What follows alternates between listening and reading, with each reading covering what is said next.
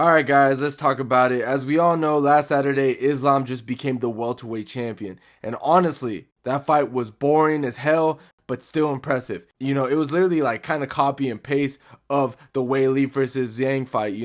But it was actually way better than that fight, but they were both pretty anticlimactic, pretty dominant. But we gotta give respect to Islam for pulling it off, man. The guy is now two divisional champion. But what actually makes this interesting is that he's walking into this division because welterweight right now, I ain't gonna lie to you, it's popping. It has the most variety we had in a minute. You got Carlos Prates. He literally deleted Leon Edwards from existence. Not just beating him, he deleted him, okay? Disintegrated. Thanos snapped him.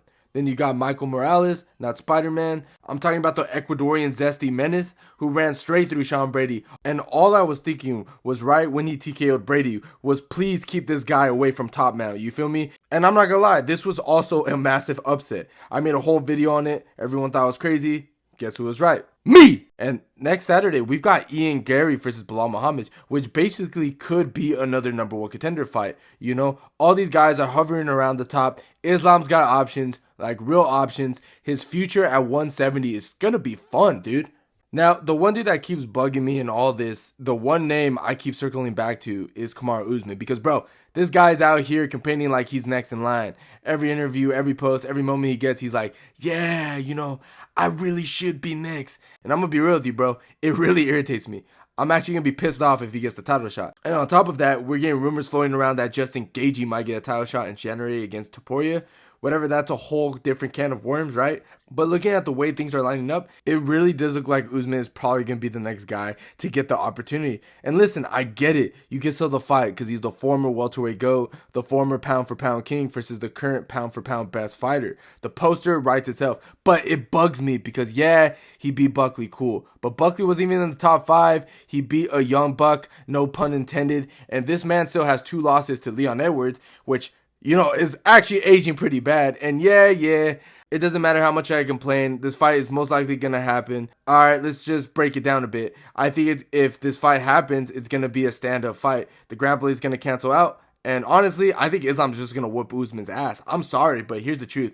Like, look, man, let's stop pretending it's no secret that Islam striking is just straight up better. The dude throws tight, clean straight punches. His distance management is on point. His feinting is non-stop. And when he's in southpaw, bro, those kicks are cash, especially to the body. That's ATM money right there, okay? Islam is just better everywhere on the feet. He doesn't waste movement. He doesn't get sloppy. Everything is just sharp. Meanwhile, Usman's striking evolution peaked in 2021. After that, it's flatline. It's like the update stopped downloading halfway and the Wi-Fi never came back.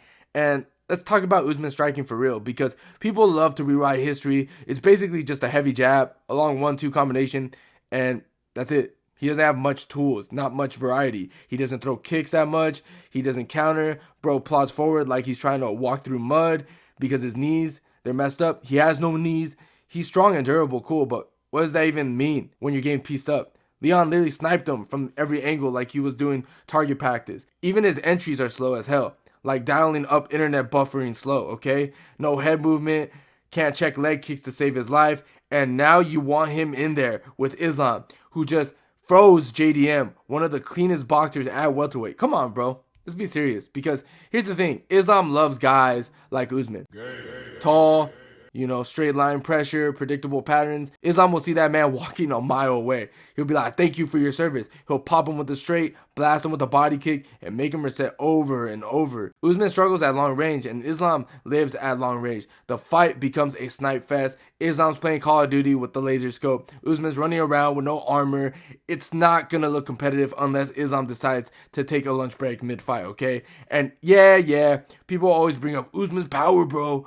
Bro, what about the power? He's strong. I'll give him that. He'll throw like he's lifting dumbbells. Slow, heavy, telegraph. At this point, I believe I can beat Usman, okay? And Usman's knees, his knees aren't what they used to be. Every time he steps forward, it looks like his lower body is making his own life decisions. The man is not keeping up with Islam's timing, his footwork, or his angles. So realistically, Islam's going to pick him apart for a few rounds, drain the gas tank, and start ripping the body. Islam's shots are going to be landing with zero resistance, and a TKO is honestly very possible. I'm not saying Usman can't hang at all, but if the grappling cancels out and this is a striking match, Usman is just straight up fucked. I'm sorry. Now, as for Islam versus Carlos Prates, that is kind of interesting. Like, I'm not gonna lie, at first you look at it and go, nah, there's no way Prates beats Islam. Stop. But then you watch a little more and you go, okay, I can kind of see it if he lands something crazy, because that's really his path. Landing something big, early, that's the literal lottery ticket, okay? And yeah, I already know people are gonna say, bro,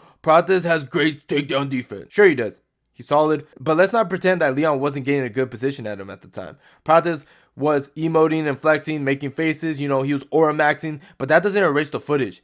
And we're already comparing Leon's wrestling to Islam. Come on, man, bro. Leon's grappling is like level 4. Islam is over here on prestige mode with every other badge unlocked, okay? And listen, we just saw Islam completely control JDM. A bigger guy, strong hips, good balance, decent takedown defense, and Islam made it look like a light jog at the park. So if Islam takes Prates down, yeah, I fully believe he can hold him there. Because Carlos Prates has never been tested by someone who can fully chain wrestle like Islam. We're talking about trips, singles, double, body lock, knee taps, thigh lifts, the whole Dagestanian WrestleMania package in there, dude. Islam has all of it. It's not crazy at all to think Islam might just do the exact thing that he did at JDM. Bro might start narrating his takedowns mid-fight like tutorials while Prates is stuck trying to find the get up button. And I get it. People are going to bank on Prates just because he sent Leon flying across the octagon, okay? Like it was Team Rocket and shit. It was a cool moment. It was an amazing highlight reel, but a single knockout doesn't erase the matchup, because here's something people keep forgetting. Islam striking is just good enough to knock out Prates outright, okay?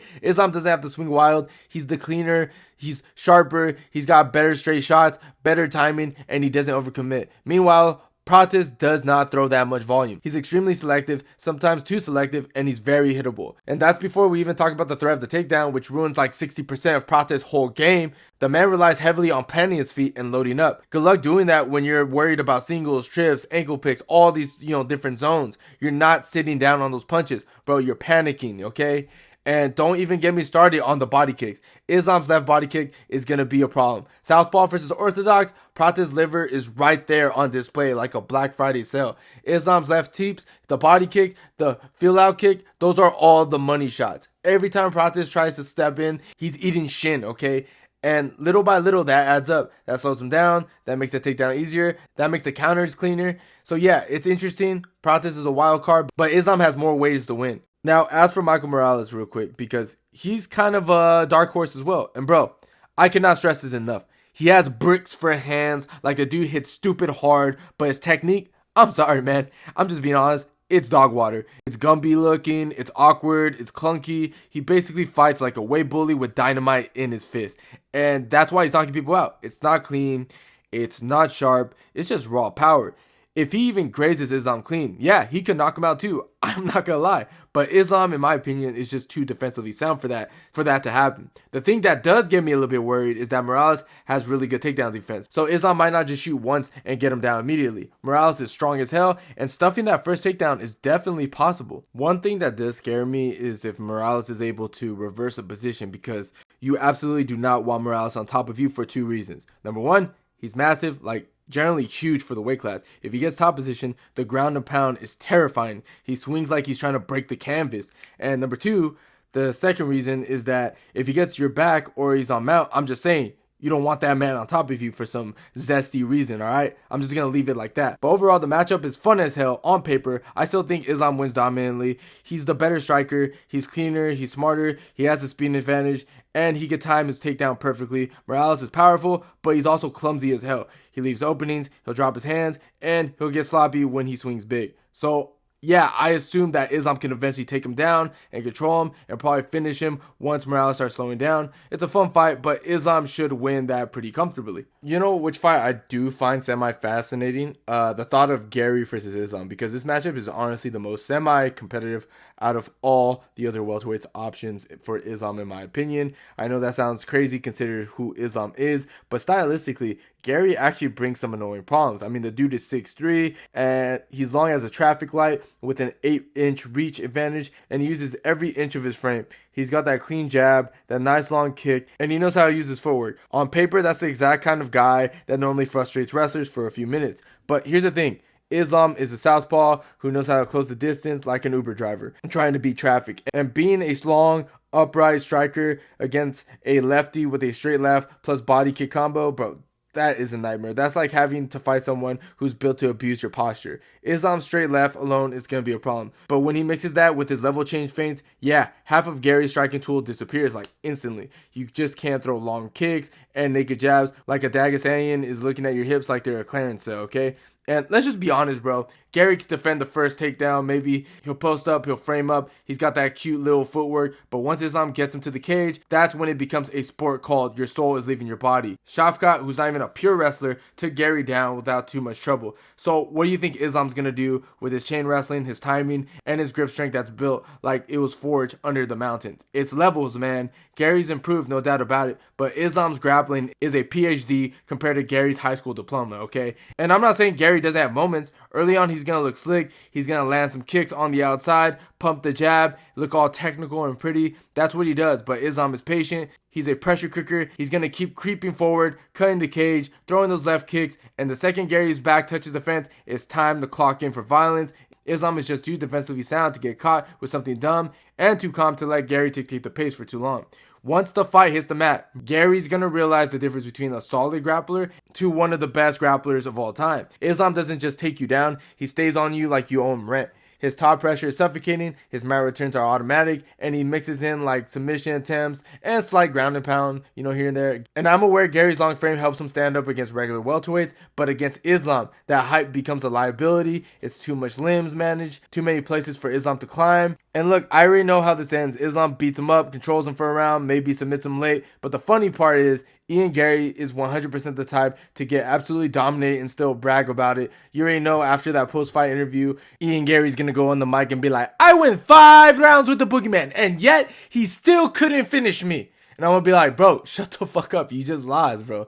What the fuck, man? Now, the rest I'm going to speed run. Sean Brady, I think if Islam and Sean Brady fought, I think the grappling is going to cancel out. Islam would probably knock him out in the first or second round. Sean Brady is not defensively sound at all. This dude gets clipped and he does not move his head. I think Islam would piece him up. I think Islam would go up to him like Francis Ngannou and just beat his ass, okay? Shavkat Rakhmonov. I'm going to be real with you. I think Islam outstrikes him. I think Shavkat is a bit overrated. He doesn't move his head. Yes, he has spinning kicks and all this other stuff, but he's not defensively sound. Yes, his offense is good, but he almost got submitted by Garry. And yes, he's big. I just think Islam's strength is going to surprise a lot of people, especially someone like Shavkat if he takes him down. And I do believe Islam would be able to submit him. And bro, at this point, I'm just sitting back with my popcorn, seeing how the whole welterweight arc plays out, because let's just keep it real. Islam's not losing to anyone at 170. None of these dudes. Not the I lift heavy merchant, not the undefeated hype train, not the big welterweight boogeyman. Nobody. Islam moved up and instantly looked like he unlocked a new transformation, like he hit that Super Saiyan blue form, and everyone else is just still powering up in the background. And the craziest part, he's making these elite welterweights look like NPC, like background characters with one dialogue line, okay? Sean Brady, side quest. Shavkat, mid-boss that drops common items. Garry, the tall rival character who talks too much before the tournament and gets humbled by episode 3. Every matchup at 170 feels like Islam is just going to speed run the division with a controller in his hand. And man, he barely broke a sweat with JDM, and JDM was supposed to be a problem. So yeah, when I look at these matchups, I'm like, bro, I don't care about Sean Brady, I don't care about Shavkat, I don't care about Garry. Bragging in this post-press fight press conference like, I went 5 rounds with the boogeyman and survived. These fights are cool for the highlight reel, but none of them feel like a big fight. They're just filler episodes. Entertaining, sure. Important? Absolutely not. There's only one fight that actually feels like we need. The only fight that feels competitive, in my opinion, is Topuria versus Islam. That's the one. That's the final arc, the clash of broken characters, the anime crossover nobody expected, the tiny terror versus the Dagestanian demon. Everything else, honestly, bro, I don't even care that much. These other matchups feel like they're warm-up. Islam is used to staying loose. It's like he's testing combos before the real boss battle shows up. And I know the welterweight division is popping or whatever what these kids say, but bruh, until Islam faces Topuria, I just don't think he's losing to any of these side characters at the welterweight division. Maybe he'll have some problems, but he's gonna end up winning. But those are just my thoughts. What do you guys think? Let me know in the comments down below. And if you enjoyed the video, please leave a like. And don't forget to subscribe to the channel if you haven't already. And like always, guys, I'll see you on my next one.